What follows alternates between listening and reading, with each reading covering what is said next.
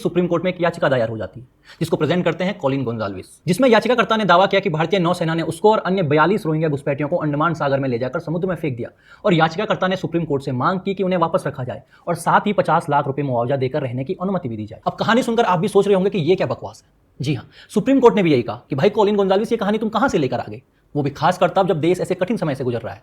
Justice Kant ने इस याचिका को बड़ी खूबसूरती से गढ़ी हुई कहानी करार देते हुए कहा कि आप हर दिन एक नई कहानी कहां से लेकर आ जाते हैं। इन आरोपों को साबित करने के लिए कोई ठोस मटेरियल तो है ही नहीं। कोर्ट ने कॉलिन गोंजाल्विस से पूछा कि आप दिल्ली में बैठे हैं, अंडमान तट से समुद्र में फेंके जाने की जानकारी आपको कैसे मिल गई।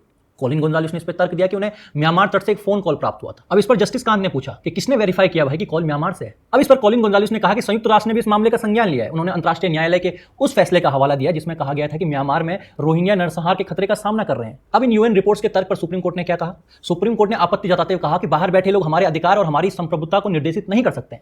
यानी सामान्य शब्दों में सुप्रीम कोर्ट ने कॉलिन गोंजाल्विस से कहा कि बाहर की क्या रिपोर्ट्स हैं, क्या फैसले हैं, इसे आप प्रिंट आउट निकालिए। और जी हाँ, इसके बाद कॉलिन गोंजाल्विस ने सबूत के तौर पर म्यांमार तटों से रिपोर्ट और ऑडियो रिकॉर्डिंग पेश करने की पेशकश की। अब इस पर सुप्रीम कोर्ट ने कहा कि पहले तो ये बताओ कि भाई वहां कौन देख रहा था, ये वीडियो किसने रिकॉर्ड किया, और जब याचिकाकर्ता का कहना है कि वो वहां था तो वहां से वापस आया कैसे। बात भी सही है, अगर इन रोहिंग्याओं को जब डुबाया जा रहा था इनके अनुसार, तो कॉलिन गोंजाल्विस के समुद्र के नीचे बैठे हुए थे और गोंजाल्विस कह रहे हैं कि इनको डिपोर्ट करते हुए ड्यू प्रोसेस फॉलो किया जाना चाहिए था।